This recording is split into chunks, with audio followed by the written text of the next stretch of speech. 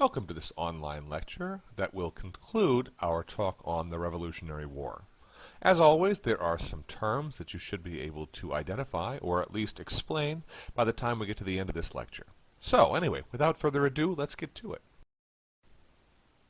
On July 4th, 1776, the Declaration of Independence is officially approved by the Continental Congress. With independence declared, let's turn our attention to military matters. The first half of 1776 was a time of great excitement for the rebels. They had driven the British from Boston and now officially declared independence. One historian called the excitement that filled the colonies as the rage militaire. Young men flocked to the Continental Army and to the colonial militias. Colonial women perhaps best reflected the rage militaire, however. With access to British goods cut off by the war, American women spun thread into cloth and sewed that cloth into uniforms for the army. They also encouraged their men to sign up to fight for independence. As one colonial Minuteman named John Hempstead put it, "After I got under way, my wife called to me pretty loud. I stopped my horse and asked her what she wanted. Her answer was, 'Not to let me hear that you are shot in the back.'" End quote.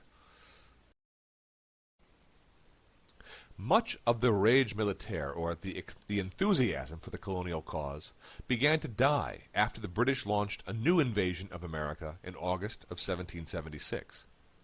After the British withdrew from Boston in March, they began planning and preparing for how they would end the Revolution once and for all. They focused on the city of New York, a city where support for the Revolution was thought to be soft. It was also the second largest city in the colonies and one of the most important ports. The British attacked with 32,000 men. Washington's Continental Army was nearly destroyed in the attack.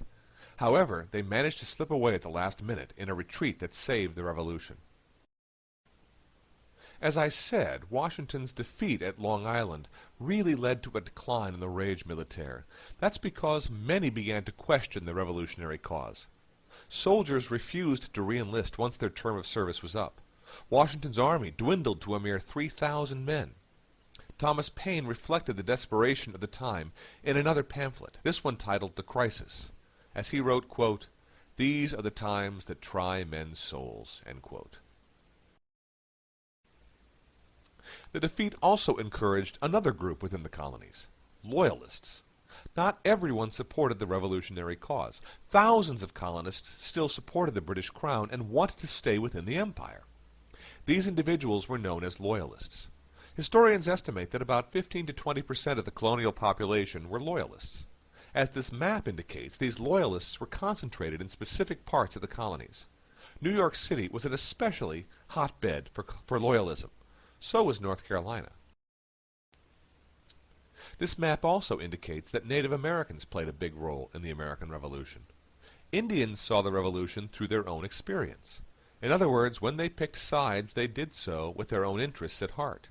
Especially those whose lands were surrounded by colonial settlements, felt they had no choice but to support the Americans. Others remained neutral. Most, however, sided with the British. Why? Tribes such as the Cherokee argued that the Americans were a threat to Indian lands. The British, they said, would restrain colonial settlement and protect Indian interests. The Shawnee and Delaware, on the other hand, tried to remain neutral until American attacks on their lands and people made that impossible. The Mohawk, too, joined the British, largely due to the influence of their leader, Joseph Brant, who had trade ties with the British. So with all of these disadvantages, you might be asking yourself, how did the colonists manage to win? Well, mostly by staying alive and winning the occasional battle. One of those victories was at Saratoga in New York, where a colonial army forced the surrender of a British force of 5,000 men. The victory at Saratoga was significant mostly for what happened next. The French had been considering expanding their support for the American cause. They hated the British and wanted to see them lose their American empire. However, they wanted to be sure that the Americans could win. Saratoga convinced them. Therefore, the French in 1778 announced an alliance with the American forces. They agreed to send an army of thousands of troops across the ocean to help the Americans win their independence.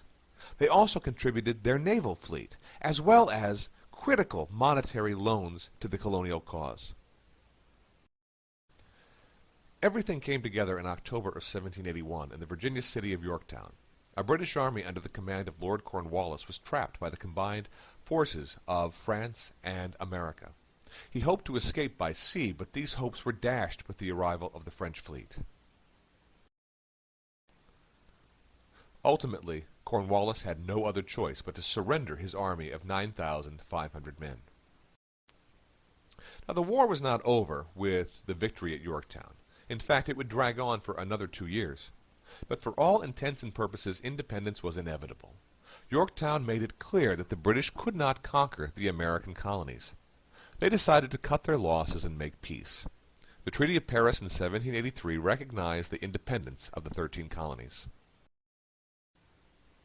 The Treaty of Paris that granted the United States independence in 1783 was incredibly generous to the United States. That is clear from the boundaries of the new nation. These boundaries stretched in the south to Florida, but it didn't include Florida. In the west, it stretched to the Mississippi River, and north to the Great Lakes. Now, this treaty caused some controversy, at least for one group, and that is Great Britain's Native American allies. These tribes, such as the Shawnee and the Delaware, that had fought with the British, were outraged by this treaty.